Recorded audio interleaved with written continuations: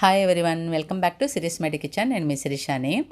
ఈరోజు మన రెగ్యులర్ లైఫ్లో యూజ్ చేసే కష్టమైన పనులు ఈజీగా చేసుకోవడానికి కొన్ని టిప్స్ చెప్పబోతున్నానండి. ఈ టిప్స్తో మీ పనులు చకచక అలసట లేకుండా చేసుకోవచ్చండి. ఆ టిప్స్ ఏంటో స్టార్ట్ చేసేద్దాం. ఈరోజు ఫ్రిడ్జ్ డోర్కున్న రబ్బర్ ఉంది కదండి, గ్యాస్కెట్ ఎలా క్లీన్ చేయాలో చూపిస్తానండి. ఫస్ట్ డోర్ ఓపెన్ చేసి చూస్తే డోర్కున్న గ్యాస్కెట్లో ఈ విధంగా డస్ట్ చేరుకొని ఉంటుంది. ఇది క్లీన్ చేయడానికి మనం ఏం చేయాలంటే ఫస్ట్ ఒక ఫ్రిడ్జ్ క్లీనర్ ప్రిపేర్ చేసుకుందామండి. అందుకోసం ఒక బౌల్లో అరకప్పు వాటర్ పోసుకోండి. అందులో 2 టీ స్పూన్లు బేకింగ్ సోడా వేసుకోండి. అలాగే 2 టేబుల్ స్పూన్లు వెనిగర్ వేసుకొని అంతా బాగా మిక్స్ చేసుకోండి. వెనిగరు బేకింగ్ సోడా కలిస్తే ఈ విధంగా బబుల్స్ వస్తాయన్నమాట. బబుల్స్ తగ్గిన తర్వాత అందులో 1/2 టీ స్పూన్ నిమ్మరసం వేసుకోండి. మరీ ఎక్కువ డస్ట్ ఉందనుకోండి, అందులోనే 1/2 టీ స్పూన్ షాంపూ వేసుకోండి. మీరు ఏ షాంపూ యూస్ చేస్తున్నారో ఆ షాంపూని వేసి బాగా కలుపుకుంటే మనకు ఫ్రిడ్జ్ క్లీనర్ రెడీ అయిపోతుంది.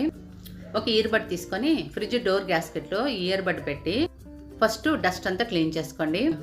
తర్వాత మనం ప్రిపేర్ చేసుకునే లిక్విడ్ని టూత్ బ్రష్తో తీసుకొని కొంచెం రబ్ చేసినట్టు క్లీన్ చేసుకోవాలి.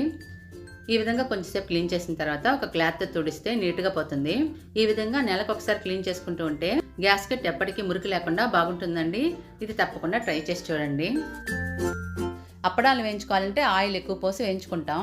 తర్వాత ఆయిల్ వచ్చేసి చిక్కగా అయిపోతుంది. మళ్ళీ యూస్ చేయడానికి మనకి ఇంట్రెస్ట్ రాదు. ఆయిల్ అంతా వేస్ట్ అయిపోతుంది అన్నమాట. అలా ఆయిల్ వేస్ట్ కాకుండా ఉండాలంటే ఈ విధంగా చేసుకోండి. అప్పడాలని ఎన్ని వేయించుకోవాలో అన్ని తీసుకొని ఇలా 4 భాగాలుగా చేసుకోండి. ఇవి వచ్చేసి చిన్న సైజు అప్పడాలండి, అందుకని 4 భాగాలు చేస్తే ఈ సైజుకి వచ్చాయన్నమాట. ఇలా అప్పడాలు ఎన్ని తీసి పెట్టుకున్నారో అన్నిటినీ చిన్నవిగా చేసి పెట్టుకోండి. వీటిని ఫ్రై చేసుకోవడానికి తాలింపు పెట్టుకునే తడకా ప్యాన్ ఉంది కదండి, చిన్న సైజు, అది తీసుకొని అందులో కొంచెమే ఆయిల్ పోసుకోండి.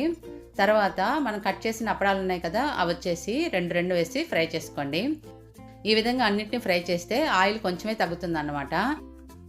చూడండి, కొంచెం ఆయిల్లోనే ఎన్ని అప్పడాలు ఫ్రై చేసుకోవచ్చో. ఇప్పుడు మిగిలిన ఆయిల్లో మీరు పప్పుకు కానీ, రసానికి కానీ, చట్నీకి కానీ ఏది కావాలో దానికి తాలింపు పెట్టుకోండి. నేను తాలింపు పెట్టి చట్నీలో వేస్తున్నానండి. ఈ విధంగా ఆయిల్ వేస్ట్ కాకుండా తక్కువ ఆయిల్లోనే అప్పడాలు ఫ్రై చేసుకోవచ్చు. బంగాళదుంపలను కొని తెచ్చిన తర్వాత 3-4 రోజులకే మొలకలు వస్తుంటాయి. అలా మొలకలు వచ్చిన బంగాళదుంపలు యూస్ చేస్తే హెల్త్ ప్రాబ్లమ్స్ వస్తాయంటున్నారు. బంగాళదుంపల్లో మొలకలు రాకుండా ఉండాలంటే ఇలా చేసుకోండి. మనం వెల్లుల్లిని ఇలానే ఉంచేస్తే వాటిల్లో కొన్ని పాడైపోతుంటాయి. ఎప్పుడు వెల్లుల్లి రెబ్బల్ని ఇలా సెపరేట్ చేసి పెట్టుకున్నాం అనుకోండి, చాలా రోజులు చెడిపోకుండా ఉంటాయన్నమాట. ఈ వెల్లుల్లి బాస్కెట్లో బంగాళదుంపలు పెడితే మొలకలు రాకుండా ఉంటాయండి. మనకు మామూలుగా వైట్ కలర్ డ్రెస్ని మెయింటైన్ చేయడం చాలా కష్టం కదండి.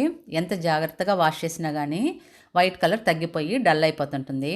వైట్ క్లాత్లు ఎప్పుడు మంచి కలర్లో ఉండాలంటే ఫస్ట్ వచ్చేసి యాస్పిరిన్ ట్యాబ్లెట్ 1 కానీ 2 కానీ తీసుకోండి. కొంచెం డ్రెస్సులు ఉంటే 1 తీసుకోవచ్చు. ఎక్కువ డ్రెస్సులు ఉంటే 2 కానీ 3 కానీ తీసుకొని పౌడర్లా దంచుకోండి. తర్వాత ఈ పౌడర్ని వాటర్లో వేసుకోవాలి. అందులో కొంచెం డిటర్జెంట్ పౌడర్, అంటే బట్టలు వాష్ చేసుకునే పౌడర్ అండి, మీరు ఏది యూస్ చేస్తున్నారో అది వేసుకొని బాగా మిక్స్ చేసుకోండి. అన్నీ బాగా కరిగిన తర్వాత ఈ వైట్ క్లాత్ పెట్టి అందులో మునిగేటట్టు ప్రెస్ చేసుకోండి. అలాగే 2 గంటల పాటు నాననివ్వండి. తర్వాత కొంచెం సేపు రబ్ చేసి చూస్తేనే మంచి వైట్ కలర్ వచ్చింది చూడండి. తర్వాత వాటర్తో జాడించి ఆరబెట్టుకోండి. ఈ విధంగా ఎక్స్పైర్ అయిపోయిన యాస్పిరిన్ ట్యాబ్లెట్తో డల్గా అయిపోయిన వైట్ డ్రెస్సులు మంచి కలర్ వచ్చేటట్టు చేసుకోవచ్చు అన్నమాట. మనం కలర్స్ నెయిల్ పాలిష్ ఎక్కువ కొనుక్కుంటుంటాం. కొన్ని కలర్స్ అయితే వెంటనే యూజ్ చేసేస్తుంటాం. కొన్ని కలర్స్ వచ్చేసి ఎప్పుడో ఒకసారి యూజ్ చేస్తుంటాం కదండి.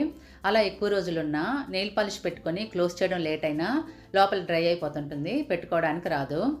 అటువంటప్పుడు ఎలా లిక్విడ్గా చేసుకోవాలంటే మనం నెయిల్ పాలిష్ రిమూవర్ యూజ్ చేస్తుంటాం కదండి, అది తీసుకొని కొంచెం గట్టిగా ఉందనుకోండి 5-6 డ్రాప్స్ వేసుకోండి. కొంచెం ఎక్కువ గట్టిగా ఉంటే ఒక 10 డ్రాప్స్ వరకు వేసుకోవచ్చు. క్లోజ్ చేసి 1 నిమిషం పాటు బాగా షేక్ చేసామనుకోండి లూజ్ అవుతుందన్నమాట. మనకు పెట్టుకోవడానికి ఈజీగా ఉంటుంది. కానీ ఇది 2-3 రోజుల వరకే లిక్విడ్గా ఉంటుందండి. అందుకని మీరు ఎప్పుడు పెట్టుకోవాలని అనుకుంటారో అప్పుడు నెయిల్ పాలిష్ రిమూవర్ వేసుకొని లిక్విడ్గా చేసుకొని పెట్టుకోండి. వంట చేసేటప్పుడు అందరికీ గ్యాస్ స్టవ్ పైన ఆయిల్ పడుతుంటుంది. మనం చేసే వేపులు కానీ సాంబార్ కానీ స్టవ్ మీద చిందుతుంటాయి. ఆయిల్ పడినప్పుడు లిక్విడ్తో కడిగిన ఆ వాటర్ అంతా కౌంటర్ టాప్ పైన పడతాయి కాబట్టి కౌంటర్ టాప్ అంతా కొంచెం జిడ్డుగా అవుతుంది. తర్వాత వచ్చేసి ఆ కౌంటర్ టాప్ని జిడ్డు పోయేటట్టు బాగా క్లీన్ చేసుకోవాలి. ఆ విధంగా ఎక్స్ట్రా పనిలా చేసుకోవాలన్నమాట. ఈ జిడ్డు పోయేదానికి బియ్యం పిండి, గోధుమ పిండి వేసి అయినా తుడుచుకోవచ్చు. అలా సరుకుల్ని వేస్ట్ చేయకూడదు అనుకుంటే మనం రెగ్యులర్గా యూజ్ చేసే ఫేస్ పౌడర్, ఏ కంపెనీదైనా పర్వాలేదండి, పౌడర్ ఏదైనా తీసుకోండి.